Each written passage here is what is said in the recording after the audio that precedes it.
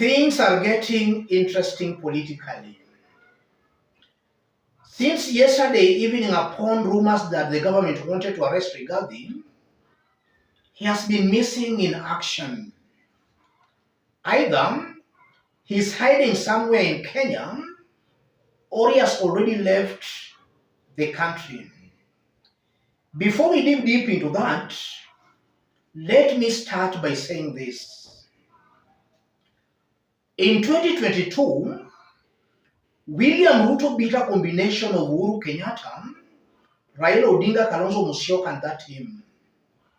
What makes you think that in 2027, with William Ruto as the president and Raila Odinga on his side, he will lose the presidency come 2027?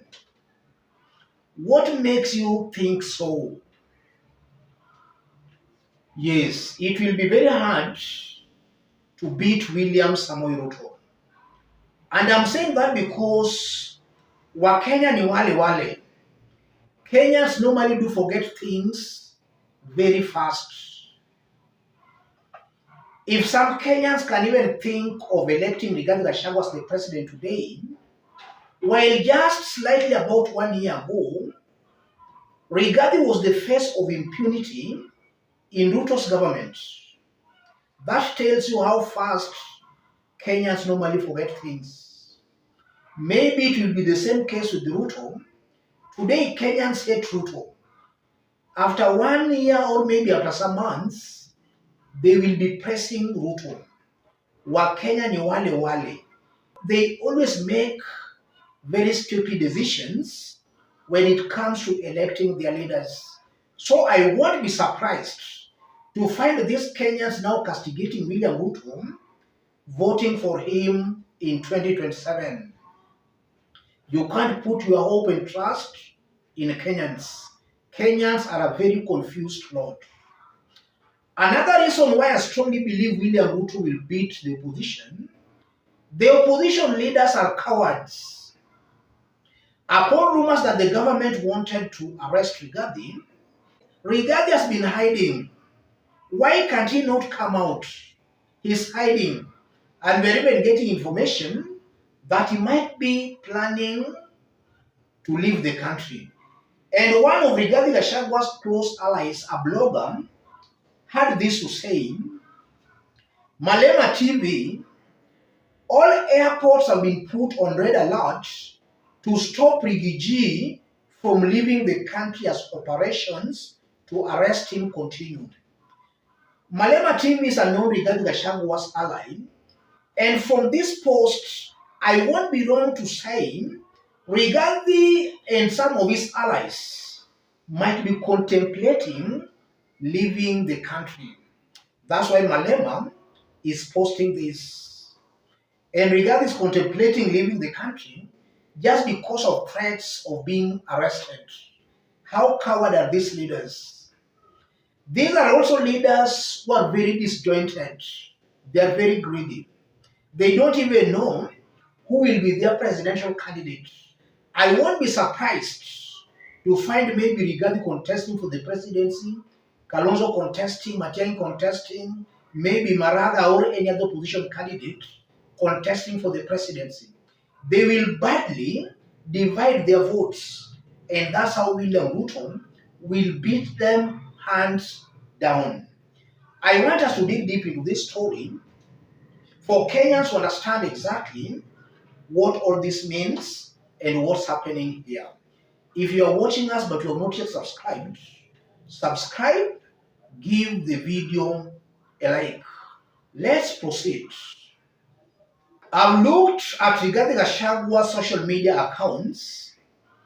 Rigathi last updated his accounts 18 hours ago.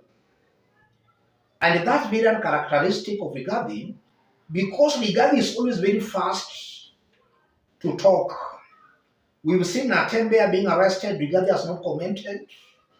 Normally, Rigathi is always very fast and very quick to comment on such issues. I've also looked at another Rigathi Gachagua's allies' social media accounts, Kaba Medu Senator Nyandarua, He last updated his accounts 18 hours ago, and this is what he had to say. Thank you all for your concern. I am safe. Kama ni wewe umebeba mzee alikuwa na jacket ya black na kofia ya black, ukiwa na pickup imejaa avocado, ukamsukisha Delview, barikiwa sana. Hizo Subaru zilikuwa na maubad.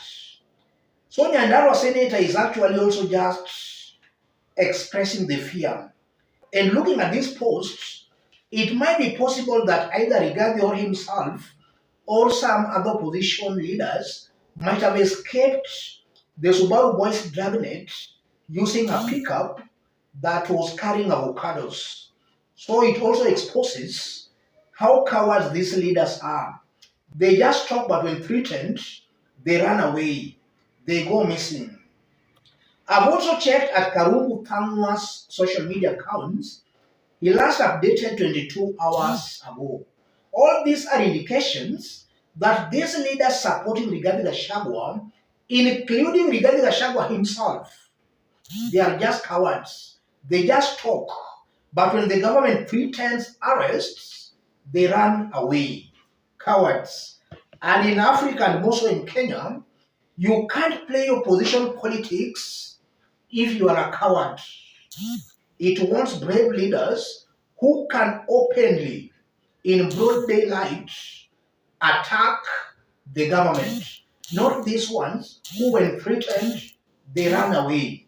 Look at Matiang'i. Where is he?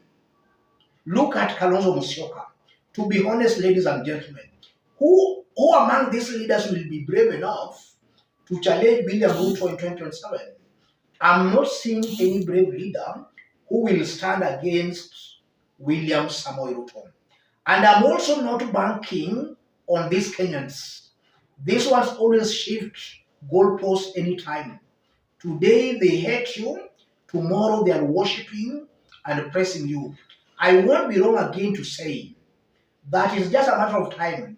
We might still find some Kenyans who are now saying one term or hating Ruto, praising him in the coming months. I'm not seeing any formula through which the opposition will send William Ruto home, unless the opposition itself, unless they change their strategies. But as of now, William Ruto will beat them very early in the morning. And again, looking at Rigathi Gachagua, Rigathi's undoing again is his tongue. He's a loose talker. He just talks without looking at the bigger picture. Compare Rigathi Gachagua and Raila Odinga. I'm mentioning Raila Odinga because Raila has been the longest opposition leader in Kenya. And in all these years, Raila has always stood against the government. We never saw Raila Odinga maybe hiding or escaping. But now look at these ones. Just about 1 year in the opposition, they are already hiding. You can't beat an incumbent government if you are a coward. These ones will not be able to beat William Samoei Ruto. And as I conclude, it's also highly possible that should William Ruto put more pressure on the opposition, they will all run away. Rigathi will be in exile. These others, the Matiang'is, they will all run away. Let me stop it there, ladies and gentlemen. If you are watching us but you are not yet subscribed, subscribe, give the video a like. Let's meet in our next analysis. Thank you. God bless you. God bless Kenya. We have come to the treasury and the coffers are empty. Many months later. Did you guys really find empty coffers? There was enough to get the country started. There was enough money to get the country back on its feet.